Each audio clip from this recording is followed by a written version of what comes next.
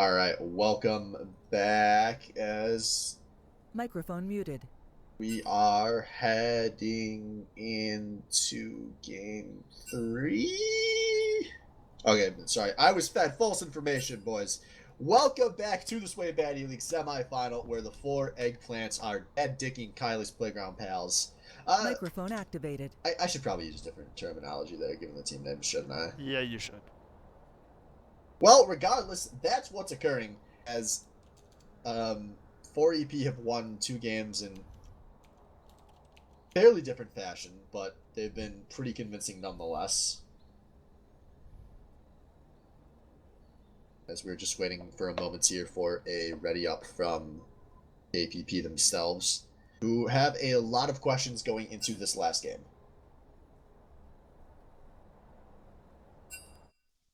Other than getting Katarina, what do you see as a win condition for KPP? I don't see one other than getting Katarina. Well, like I said, as the last game was kind of closing out, I think KPP should at least be considering a role swap here back to Scotch in the jungle. I'm absolutely livid. Because neither of those two players have seemed like a point of strength in these first two games. Is that fear I smell? And sometimes you got to just try changing something up. And this is a team that has practice. They know how to play with a drastic change like that. Just see if the game starts playing out differently that way. Because there's no one obvious thing they can fix at this point. No, they've been having considerable amounts of difficulty in team fights here. They need to change something up. The weak fear the shadows. And it's going to be same sides for the third straight game as we see 4EP sticking with the same bands 3 games in a row potentially as they're opening with the first two. And oddly enough, 4EP electing for this. No, this is Kylie Playground. 4EP elected for Red Side game 2. Correct. Interesting. They felt good about that counter pick, whereas KPP seemed pretty Microphone content to muted. take Microphone activated. The first pick. Yep. If you And insist.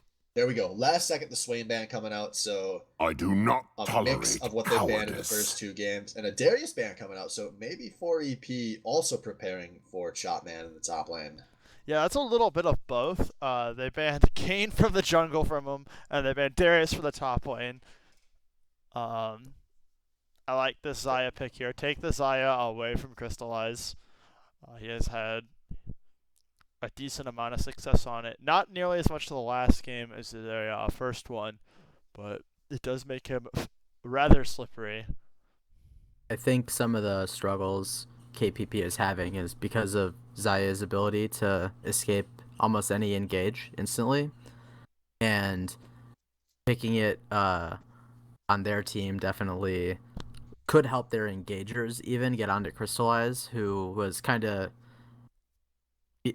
using the ultimate pretty effectively to bail himself out. Yeah, exactly. Once again, though, seeing Rek'Sai for Master Splinter and Kennen for Sword and Mace. I mean, Yeah, not surprising. yeah, if it's not broke, don't need to try and fix it. Yeah, and I'd almost say I think the Kennen probably played better than Swain did. I think it depends on where you look at. Like, the Swain gave Scotch a lot more trouble in the lane, where Scotch was bullying the Kennen considerably. The Kennen just had a few good teleports. Oh, but one major change coming through here. The Xinjia was the ban drop for Darius, and that is going to get picked here by the Chopman. And the Ahri for Beyblade. Alright. I like this from KPP. They're definitely playing to their strengths a bit more, because their strengths clearly aren't fighting 5 versus 5. They need to find picks and snowball a lead. And if they can't do that with Xin Zhao and Ahri, then they're not going to be able to do it at all. Yeah, meanwhile, we get to see So- LeBlanc for the bestest one. Yeah, not using that counter pick, picking a little early. Oh, no, not he to get... got the counter pick still. He got the counter pick on mid, I guess, right? Yeah, no, I agree. But not getting banned out in the last 2 picks, like he has been in previous drafts. I would say it'll be interesting to see because pretty often, like as he's been doing in previous drafts, he's been going to the second round, and then he's eating 2 bans here from KPP. So I'm curious to see what they'll switch with their bans. Let me get in there. Looks like they're gonna try and continuing to attack Crystallize. they're gonna try and pinch Crystallize's pool. They've taken his Xayah, they've banned his Kog'Maw, they've banned the Tristana as well. you a big sissy. Crystallize is, I mean, we can't forget this is a lower elo player. His highest is like, he's in gold, silver sometimes, but his highest is in gold. So, but it Right. doesn't seem like it. His mechanics and his game sense has been pretty good in the last couple of games. A few mistakes here and there, which is expected of any ADC, but really playing kind of above his what was paid for him for sure. Yeah, Yeah, So, I definitely agree with that. Crystallized has done more than this team could have asked for, and they're gonna make life easy for him going in this last game, Yeah. asking him just to press R a few times, as we have a very solid Sivir comp assembled by the 4 eggplants. Sivir Kennen, that's a fun combo. Oh, Yup. cheeky. I like it. So that's Dario Chapman in the top lane with the Xin Zhao. It's gonna be Scotchnot in the jungle on the Amumu. Yeah, and the All round right. out going to be SBL Classic Morgana going down into the support Oh role. God, I hate Morgana What, here. you don't like getting hit by a skill shot and then not moving for 3 seconds? Well, if he's saying what I think he's saying, sorry to take the words out of your mouth here, but I also go like for it. Morgana because I don't think of Morgana as a blind pick support. Hell no. Oh God, no. That's for sure. Lulu, very good in Morgana. Like, if you pick Morgana, it's a very specific counter to like Thresh, Leona, Alistar, that type of hard engaged champion that you kind of just want to nullify. Morgana doesn't do that much into this team. I just don't see Morgana hitting a binding on Sivir with Spell Shield or LeBlanc with Yeah. tons of dashes. So Morgana, definitely one of my favorite picks to play, but I don't pick it a lot because it's not good most of the time, and I don't see this as a good condition for Morgana. The Spell Shield can be good for Kennen Alt and LeBlanc. That is it. That is all this champion does in this game. Yeah, and this to me, this just screams they know John Gruden's a bit rusty. They're not too sure what to try with him, and instead of trying more of the same, they're just trying to go in another direction. I would have But- liked them to keep the Leona, honestly. Like, it's Same, not the ideal Leona here, was not- but it was like he did fine on it compared to like the Nautilus. But He did seem comfortable on Leona, especially in lane. yeah, I was saying, I think it was like Uh, in lane, like he was way more comfortable on it. We saw a massive CS lead showing up for condemned resets from that. So a little bit confusing here, but they feel like they have to try something different, and I can't blame them. Not much has been working for them so far. So switching over to Morgana is definitely something different.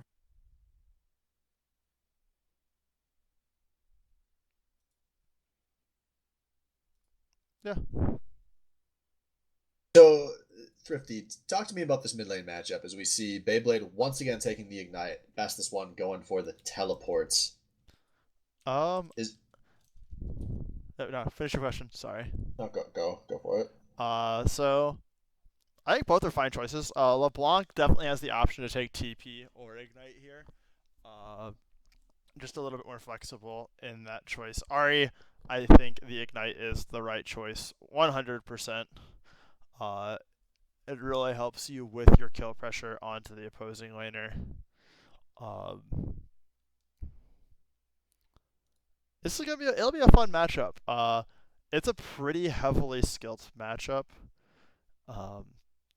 It is very, very snowbally though. If one of these champions gets ahead, it is very difficult for the other one to apply pressure back. Overall, it's like Ari has a bit of a problem with with LeBlanc's burst of like the LeBlanc takes the ignite. So it's gonna be Beyblade's gonna have to play this matchup very well if he wants to be able to match the LeBlanc pressure.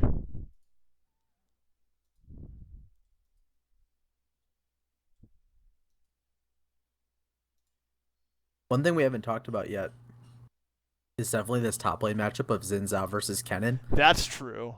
Not one you see every day and could be volatile Microphone muted. given the Microphone skill activated. of Dario Chapman, who hasn't done a whole lot of like solo carrying, solo killing this season, but still has the potential to. He absolutely destroyed Sword and Mace in his SBL debut a few seasons ago, so it could be a return to that sort of form is probably necessary for them to have a shot at winning this game, given how the team play has been.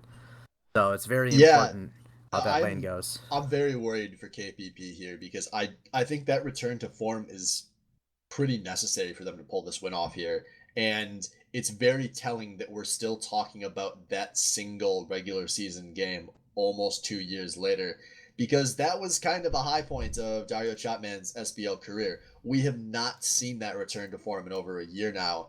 And I know he had the counter pick here, or at least he knew the matchup he was going into, and this champ has obviously been banned every game.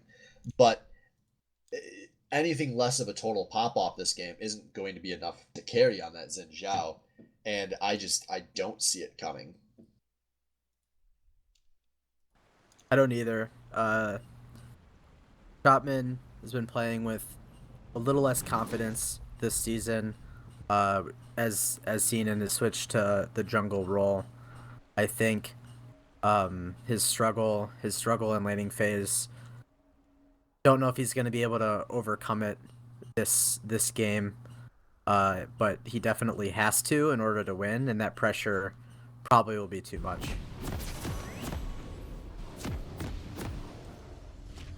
Predicting another collapse is what I'm saying of KPP, although it's not. It's not a crazy prediction. It's definitely a lane I feel like could be very, very snowbally though. If it goes poorly for Sword and Mace. Yeah, he's squishy. Yeah. Welcome to Summoner's Rift. And I will give Beyblade credit. He has at least been able to talk shit in these game 2 and 3s, as those have been kind of the high points of KPP's matches. But the immediate question from his teammate maybe shows where this team is at.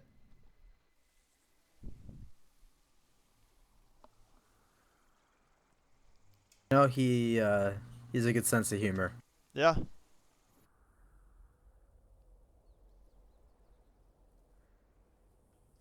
really help you play League of Legends, but it can help team morale though, and we've Help definitely team morale. seen team morale That's true. tear apart SBL teams before. Yeah, we've seen it in even 2 of the playoff series of the 3 that have played. Yeah. Team morale has been a huge factor, so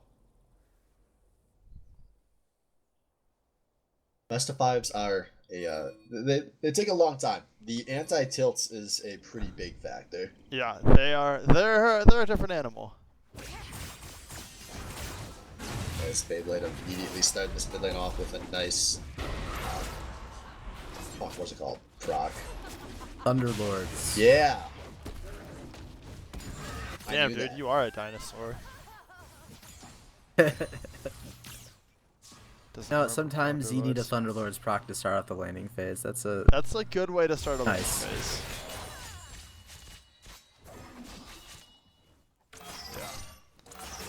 Yeah. It's a matchup that's really I am actually really excited for this mid lane matchup because, like as I was mentioning earlier, a very volatile matchup. It's one that ebbs and flows bizarrely between levels on which champion has the advantage. And so I'm really curious if these people, like if both of these players will know when to capitalize in on these fights. There's the level 2 out of GG and Crystallize. Then now starting to zone off. Is a nice trade coming out of Crystallize there. Yeah, the mid lane matchup is one of those where each champion has just enough damage to kill the other. even early game without too many items, their kits are designed to deal just enough damage to kill one champion and have a lot of outplay potential. So, will we see some crazy? Oh, I guess not. Those Master Splinter coming in Splinter's right on here. the Fog of War, forcing that nice early flash out of Sinister Beyblade. And Foxy Lady, you better be ready for a little bit more of that Rek'Sai, because you're going to be getting it. Fortunately, it's not just a 1v1 lane either.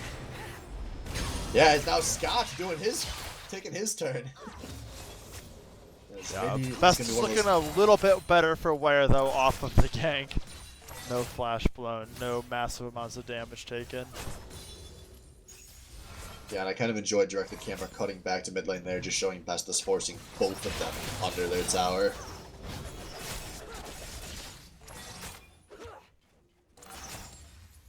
By the way, John Gruden update for those who are wondering, he has skilled all 3 of his abilities here at level 3. So make of that what you will. That is This correct. is correct. Actually, yeah, for sure.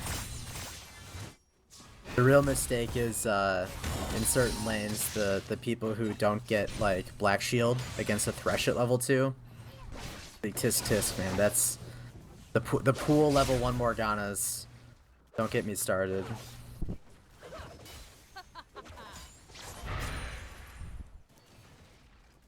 Toss not Bill's bind- hit. He's having some Yeah. difficulty finding the mark on these bindings, though. Yeah.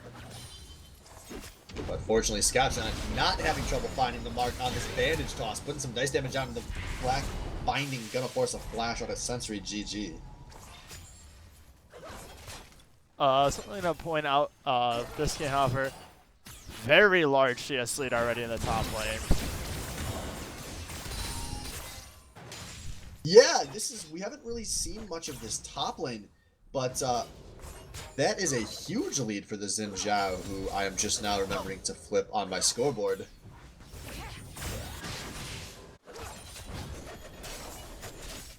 And I would not have expected that lead to be so big so early against the Kennen. Yeah. And it's looking like Master Splinter is maybe sniffing this one out, but Dire Chopman did just drop a ward, so... Yeah. Something we have not seen a lot of in top lane this game. Vision.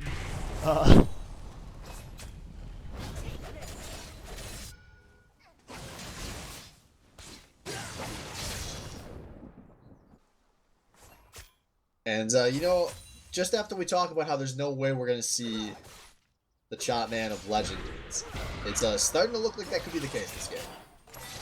All right. Yeah, we will see. Step 1 is complete. Yeah, we're starting this early, but Flame Horizon, yes, no. No. I say no. I think Splinter's gonna intervene soon, and that'll depend on the rest of the game. Will depend on that. Yeah, I'm gonna agree. Splinter, it's just Yeah. he knows this game is all about Chopman carrying.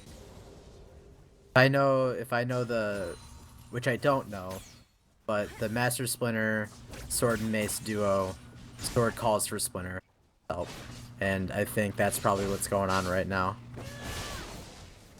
It's actually an interesting thing. One of the things that's made the Splinter Sword duo so successful is that Sword is very good at playing without Splinter's help, so that Splinter can do this, coming down into the mid lane, get the knocking on the level 5 Arg, who is getting chunked and fucked. First blood for the bestest one.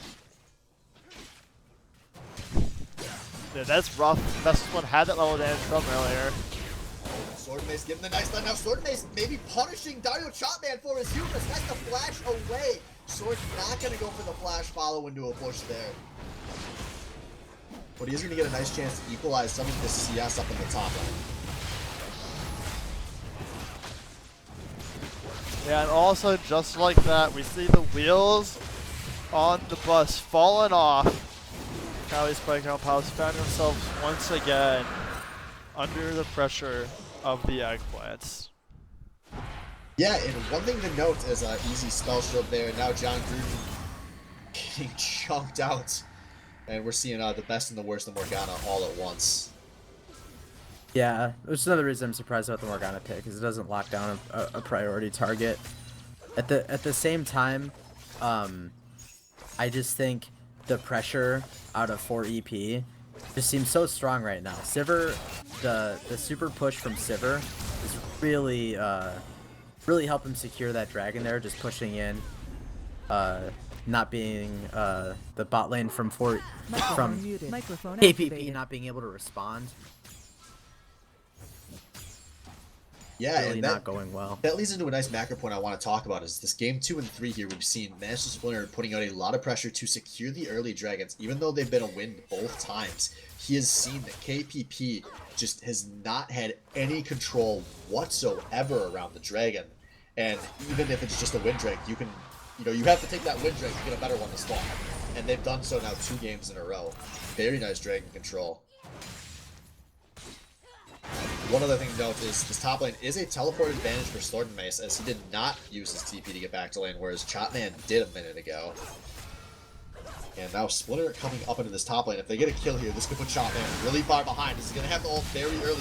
Chopman does not have a flash available, and he's getting stunned, trying to put some damage out onto Sword and Mace, and he's going to come so close to fight the kill, but he does not get it.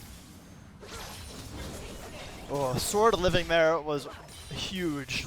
Because like if Sword died, it doesn't really help the lane overall. Chopman just furthers his lead on the gold. Like the gold went to Master Splinter instead of Kennen. Kennen doesn't get to recover the CS off of this wave.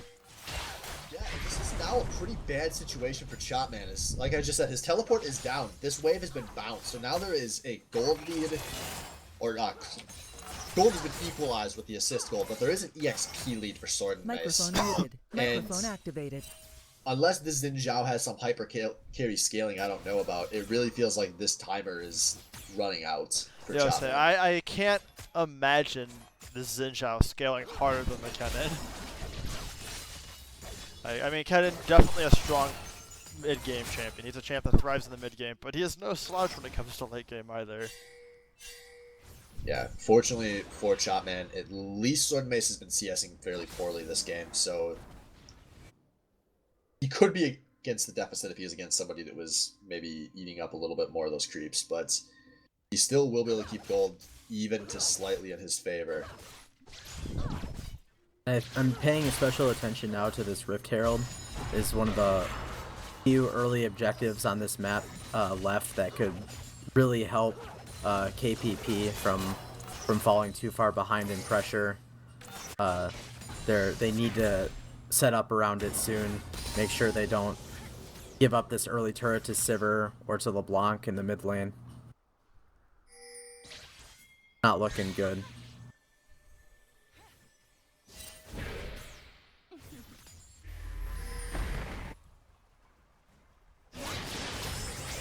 Nice charm over the wall there, gonna chunk most of Best's one's health out. I think we're gonna see a recall out of him as he has little health and littler mana. I'm a little bummed we didn't see follow-up off of that charm there, but The Splinter, the tent has been set up.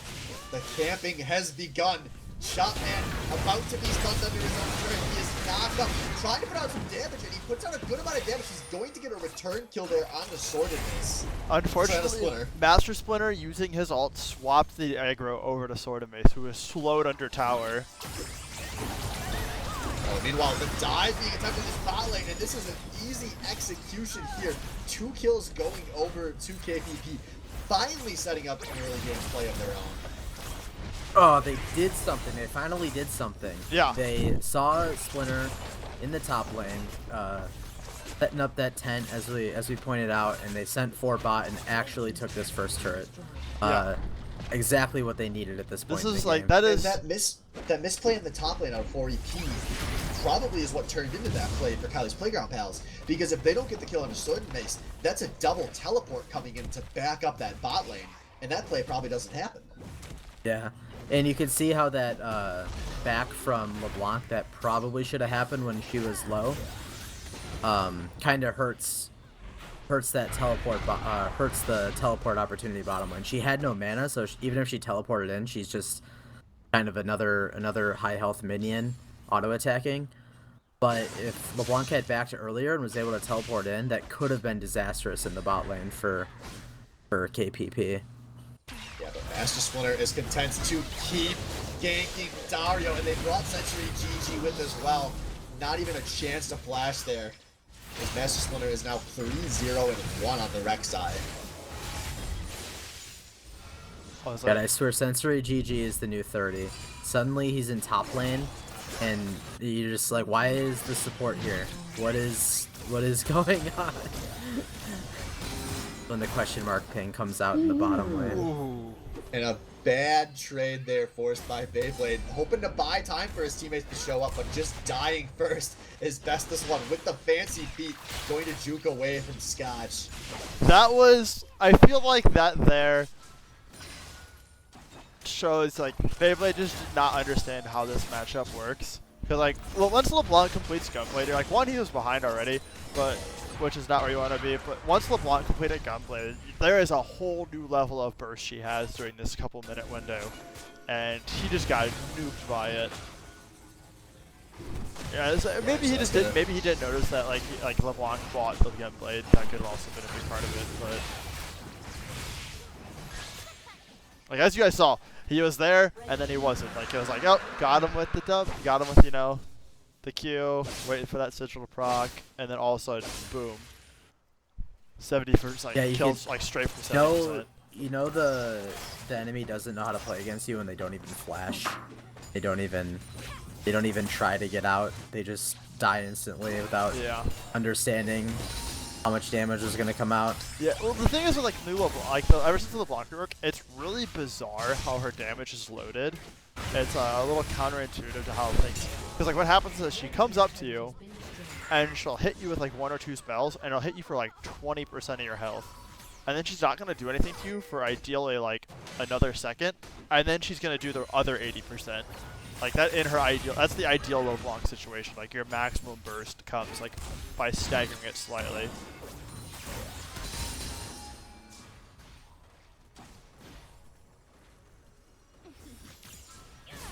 Microphone muted. It honestly just Microphone seems like the activated. bestest one has been the most in practice mid laner this season. Oh, We have a but we fight. see a bit of a deep fight there. Splinter caught out going towards the Rift-Tailed, but it looks like they maybe still want to fight this. The Sivir has popped on the hunt, but I don't think they have the resources to fight this. Yeah, you they're can still see. slowing down this Rift-Tailed, and not going to be enough to stop it though. Secured by Scotch there. A good job from KPP actually getting noticing Splinter maybe being a little careless with his positioning there, doing the Rift Herald by himself without any support. And they're gonna use this to get a turret, maybe 2. I don't think they'll get it though. Looking to is set up engage. here on the flank. He's looking for a pick here. If anyone is out of position, as no one's really hitting Shelly here. And there we go, Fastest One coming in, looking for the first pop. With the Morgana ult coming out, not really hitting anyone. I think the Feather Storm is going to be enough to disengage this fight. That right there is the point when you're like, if you're Crystallized, you're like, I can't believe I popped Sivir ult earlier. Fuck me. It's like they run slowly back down the whole That way. was it. Yeah, that was a team that would probably would have wiped if Sivir ult was up. Yeah. Because I definitely know if, like, I'm not saying that his ult earlier was, like, it wasn't great, but it wasn't, like, the worst thing ever. I mean, it was definitely on the lesser side, but I would definitely, if I ever made, like, a mistake on ult like that, I'm sitting there afterwards, I'm like, fuck me, dude. I can't believe this. This is the worst.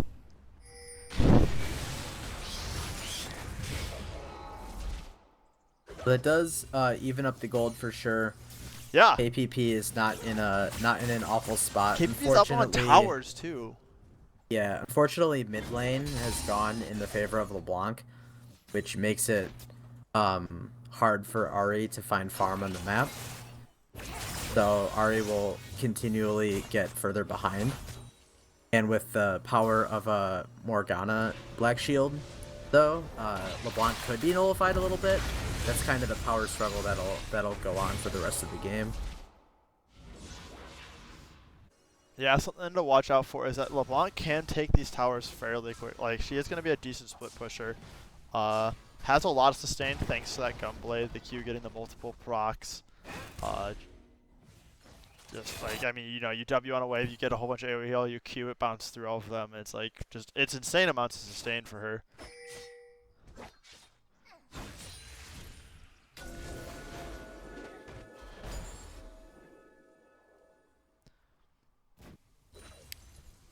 They're going to have to watch for Dario Chapman in the top lane, though, also trying to become his own split-pushing nuisance.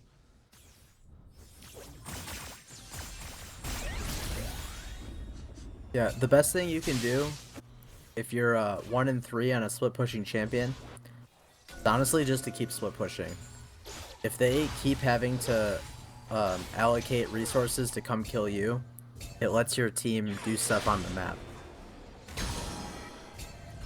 I am very surprised. I saw a movement there. I saw how much damage that chain did. I thought we were going to see a dead mummy. Yeah, he probably could have killed him. I have to. I imagine had to give he him heads up coulda- for that, just because of the fact that like he did not know where anyone else was, and he knew Xayah was nearby. So it's really risky to go for that point. I think it was smart of him to like. There's definitely a lot of merit to not going for it. You don't want to jump into a Mumu. Yeah. You could just get snare/stunned for days. a very long time. Yeah. But But I definitely. at the same time, he had enough damage, right? Yeah. So. I mean, it would have been the thing is like I dunk him and I am like CC'd for a second and I have to wait to find my way out of this, and we'll see if we make it out. So that's not where you want to be though. You saw how much that did to their tank on their team. Yeah, well, he's building an armor item for his second item, Yeah. which I have to imagine isn't correct. I don't know. The Rek'Sai's also really big, which is scary, and the Rek'Sai's got the Tiamat Phage going on. Yeah, there's no great answers. No. They have a good mix of damage across the board. Yeah, once again, another very high damage team. And we will maybe finally get to see these teams throw themselves back at each other as this third Dragon spawn, and this one going to be the Infernal. And it's looking like Splinter and company do want to start this one up, as they are pulling it out of the pit. Scotch near, but his teammates are not. Looking like they're content to give this one up as they're forcing their way down the mid lane, so gonna maybe try to trade the Infernal for some mid lane pressure, but poor Eggplants are moving into position to fight here, as Splinter is pretty chunked out, so it's gonna make this a tough one to engage. I think that's just gonna be the objective trade. They got a lot of damage on that top tower too, actually. This rotation top is actually a little late. If they would have gone there right after killing the turret, they would have picked up two, and that would have been and that would have been a very big trade. Yeah, but Now, they we see the dive late, on the sword but face as maybe Shot not Man too barely late. walks out. Yeah, they got Kennen Splinter. and Master Splinter there. Yeah, Splinter aggressively face checking, trying to get up the sword base there. Found a lot of them. But I think that's going to be the end of this scenario. It should be, but you never know what's gonna happen. I think that was. I think KPP choosing to make the turret play instead of the dragon was perfect. Their 5v5 with Ahri and Xin Zhao isn't greatest, and they've kind of shown already this series that they can't even 5v5 with a 5v5 team comp. So why not just go for turrets? Yeah. Like take the gold instead of the lost team fight. And I honestly think the turret right now is worth more than the Infernal Drake. That won't be the same case in a little bit once people get some more items, because the Drake is percentage based. I mean, the early on stats, it's not as big of a deal. And it's also the turret they got. That was the mid lane tier 2. That opens up so much map control for KPP, while they still have both of the mid lane turrets up. This is a level of map control they probably haven't had all series. No, not even close. Probably means they're not going to know what to do with it. Oh, that's pessimistic. Yeah, we will see, as they don't have a lot of forward wards set up currently. As now Scotch taking a lot of damage on the turret. Ooh, that's a valuable flash down for the playgrounds. That was rough. That was a really nice bandage, but the problem was it was on to Sivir, who has the spell shield. Yeah, and Sword Mace is getting a lot of time to just keep hammering away at this top lane turret.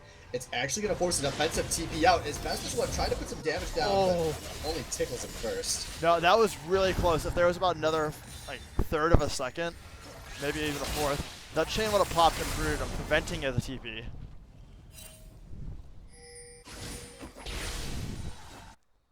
So That's a valuable resource down for Cali's Playground Pals, and now you have to think they might not be able to approach these split push plays that they've really been slowing down this game for the last 8 minutes or so with. 4EP has also been split pushing, but they've elected to put LeBlanc in the bottom lane. Now that Xin Zhao's teleport is down, I have to think that's not correct. They have to send Kennen in the bottom lane, the only one with teleport, and 1-3-1 a little bit differently. I think they're fine doing that because the fact They're that fine. no one can 1v1 this LeBlanc here. LeBlanc is considerably more slippier than the Kennen, and they're not like I don't see the KPP in a group situation where they can bear in here. Yeah, now Bastis one has to run very, very far away to get back towards the space, and Beyblade's tossing out the ultimate. A teleport is coming in on sword base, but I don't think he's going to do anything. Scotched out with a really bad curse of the sad mummy there. Now on the other side of the map, Shotman may be the one in danger. Does a nice job. It's going to buy some time here, but here comes out a flash knock on Sword.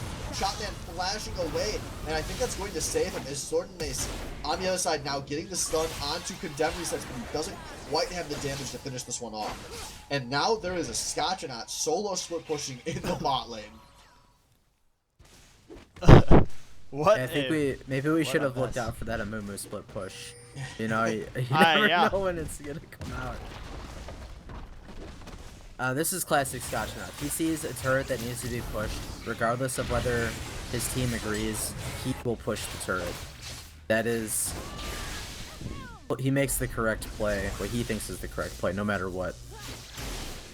Yeah, but now maybe wishing he still had that curse of the sad mummy. Sword and Mace doing a nice job denying the blast cone there, and this is gonna take its time, but we are gonna see this sad mummy maybe not continue to be sad, as he's got friends in the area. Sister Beyblade gets the kill out of the cannon.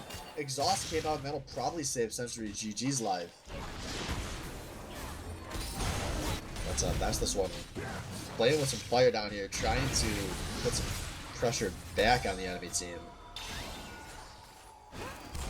I like the way KPP is playing this game. That was scary though.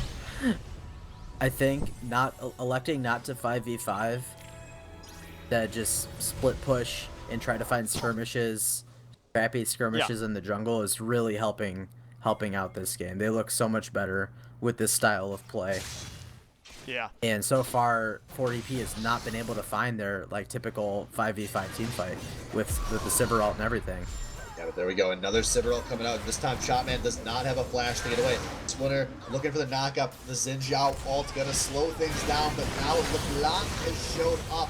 And that is a third kill of the game for the Bestest one. Just a mistake in the split pushing there. Xin Zhao looking to take that top lane turret while 3 of his team had just backed.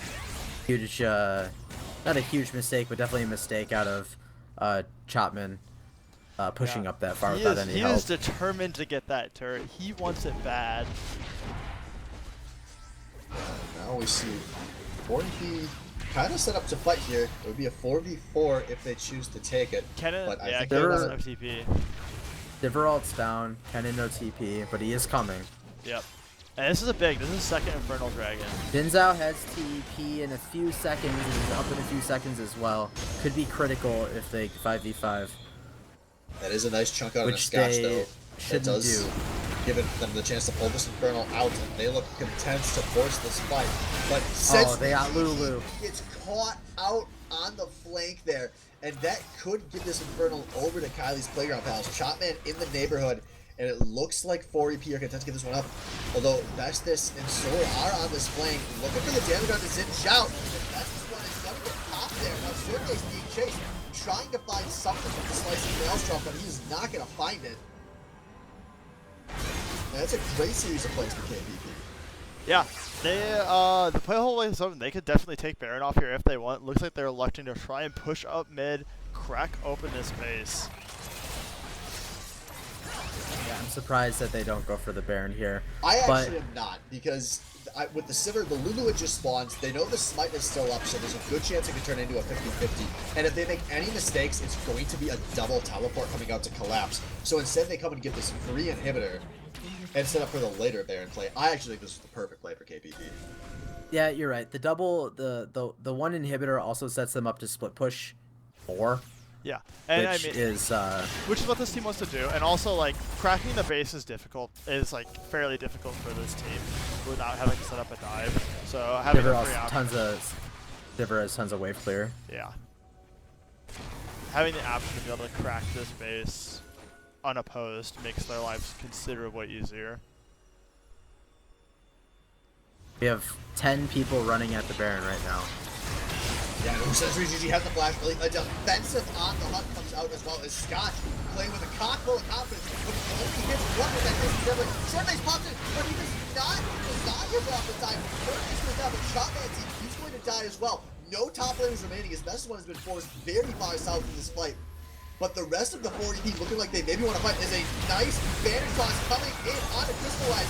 Has to pull a Lulu ult out to save him. And 4EP are just pushing this forward as fast as they can.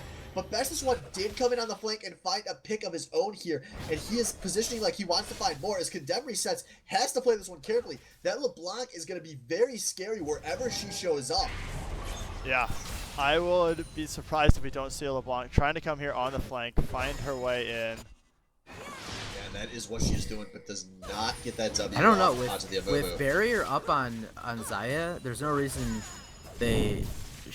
he should at least be afraid of LeBlanc with that low health. But I think with Sword and Mace coming up, they wisely back off of what could have been a dangerous push and or look to reset. Yeah, the 'Cause thing is they they know that, still like, haven't bought yet. They knew Sword had TP still. So the thing is, like, all the LeBlanc doesn't need, she doesn't actually need to fight, she just needs to stall them. Oh, Scotch maybe sticking around too long. Those were just Raptors, my friends. They were not worth your life. And after all of this Baron pressure, we're seeing a smite off the map just in time for all of the 4 eggplants to show up. Yeah, Yeah, this brother is Scotch and not. this is the way 4 eggplants can get back into this. They have 4 people at the Baron pit. LeBlanc has teleport here. They have to move quickly though. Scotch has 30 seconds up. This is their window to claw back into this game. Yeah, this is very passively being done by 4EP.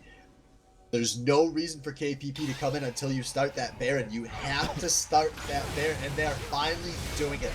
This is going to attempt to force the fight. Remember, there is a Sivir ult available, so they can turn this very, very quickly. Scotch has just spawned, so he's maybe 15 seconds away from getting here. As Sentry GG goes down, and this is a disaster! 4 eggplants have no idea what they're doing, and they're going to be aced for nothing! That's the game. Now a teleport into Game the is face over. of Dario Chapman and GG. What an awful Baron fight from the 4 eggplants to close this game out. Their setup was totally fine. They had LeBlanc on the flank. They could have peeled off of Baron with Sivir ult. The problem but is they they needed were- to go earlier. They also stacked 4 people on top of each other and literally had all 4 of them got hit by a full REQ. Like, Some of the Yeah. worst execution we've seen this series by far. yeah, Yeah, puts it them is. into a rough spot. I really wish the advanced details on my client were not bugged right now, but Yeah, it looks like post-game lobbies are just busted right now, Yep. because I haven't been seeing stats all series. yep. All right, we will see you guys shortly back for game 3. Don't touch that browser.